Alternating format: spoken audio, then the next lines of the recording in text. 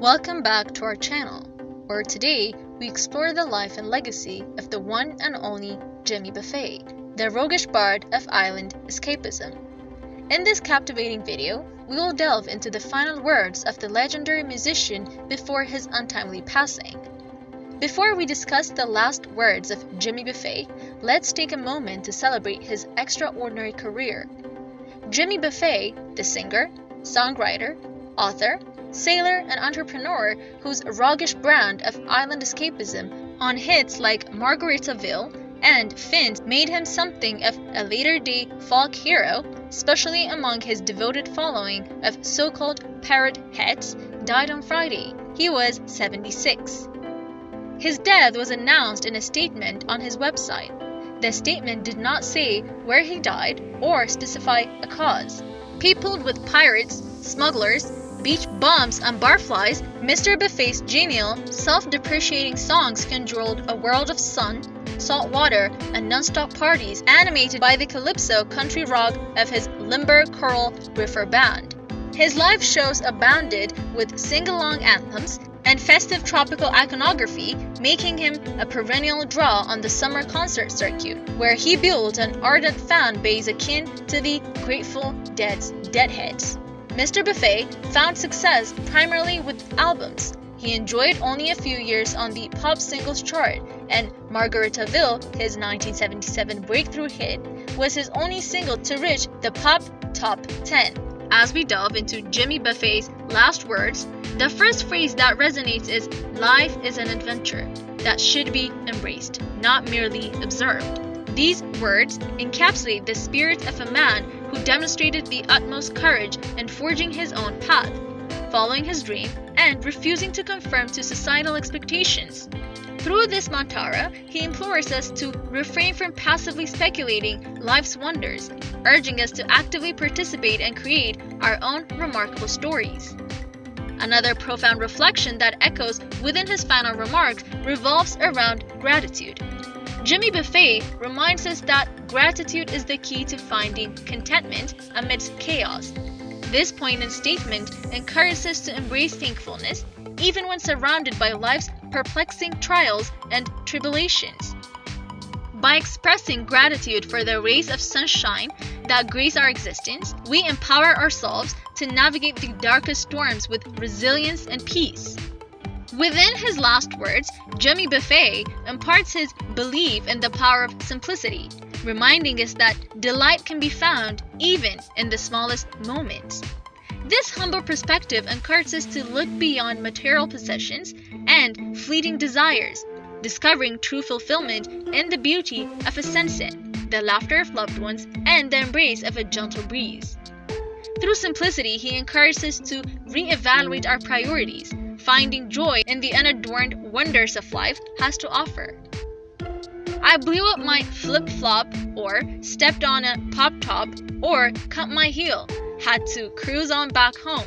He sang woozily to the song's lilting Caribbean rhythms. But there is booze in the blender, or and soon it will render, or that frozen concoction that helps me hang on. Mr. Buffett's music was often described as Gulf and Western, a play on the name of the conglomerate Gulf and Western, the former parent of Paramount Pictures, as well as nod to his fusion of laid-back twang and island-themed lyrics. His songs tended to be of two main types: wistful ballads like Come Monday and A Pirate Looks at 40, and clever up-tempo numbers like Cheeseburger in Paradise. Some were both, like Son of a Sailor. A 1978 homage to Mr. Buffett's seafaring grandfather, written with the producer Norbert Putnam. I'm just a son of a son of a son, or son of a sailor, he sang. The sea's in my veins, my tradition remains. I am just glad I don't live in a trailer. The Caribbean and the Gulf Coast were Mr. Buffett's muses, and no place was more important than Key West, Florida. He first visited the island at the urging of Jerry Jeff Walker, his sometime songwriting and drinking partner, after a gig fell through in Miami in the early 1970s. When I found Key West and the Caribbean, I wasn't really successful yet, Mr. Buffett said in a 1989 interview with the Washington Post. but I found a lifestyle, and I knew that whatever I did would have to work around my lifestyle. The locals provided Mr. Buffett with more than just a breezy sailing life and grist for his songwriting. They were also the impetus for the creation of a tropical-themed business empire that included a restaurant franchise, a hotel chain, and boutique tequila, t-shirt and footwear lines, all of which made him a millionaire hundreds of times over.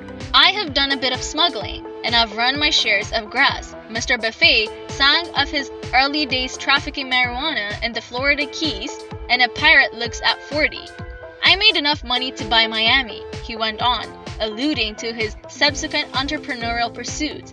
But I pissed it away so fast, never meant to last, never meant to last. His claim to squandering his wealth notwithstanding, Mr. Buffett proved to be a shrewd manager of his considerable fortune. Forbes this year estimated his net worth at $1 billion.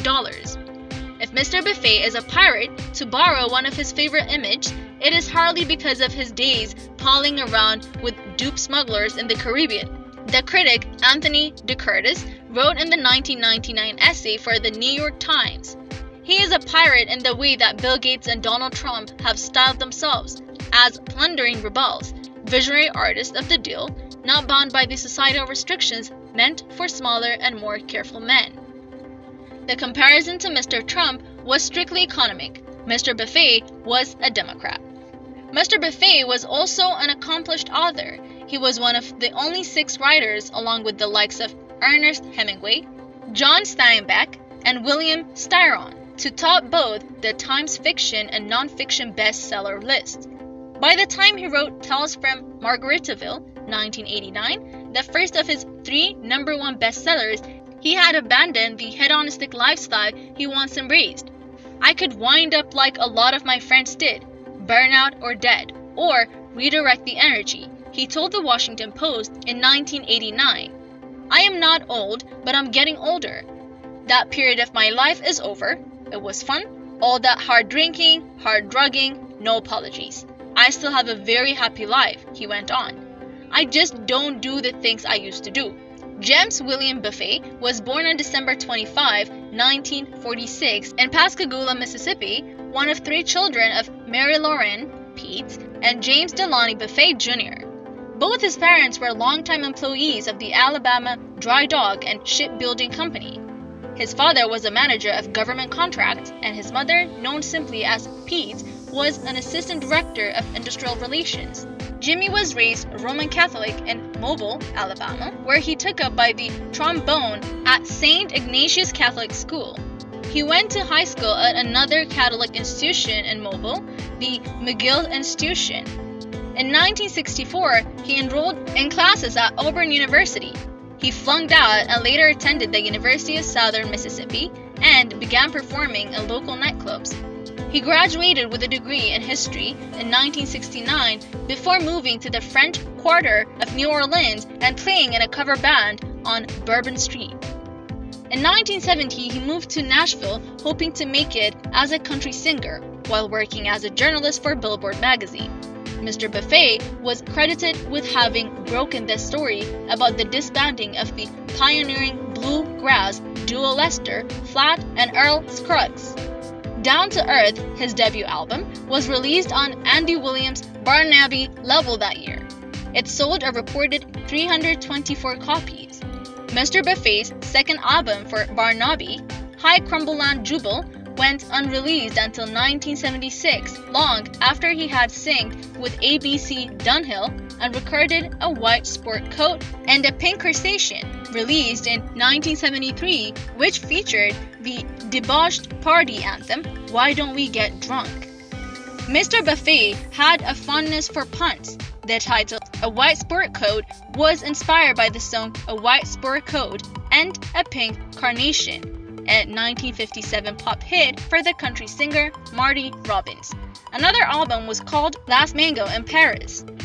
As we conclude this introspective journey, we honor the life, music, and grace of Jimmy Buffett. His last words reminds us of the extraordinary legend he left behind, one that will forever inspire generations to come. His profound insights into life's mysteries served as a guiding light. illuminating a path towards genuine happiness and fulfillment.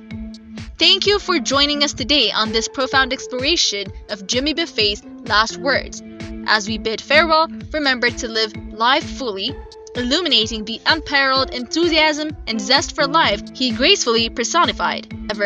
Until next time, may we all be inspired by the musical poetry of Jimmy Buffett, a legend forever and always.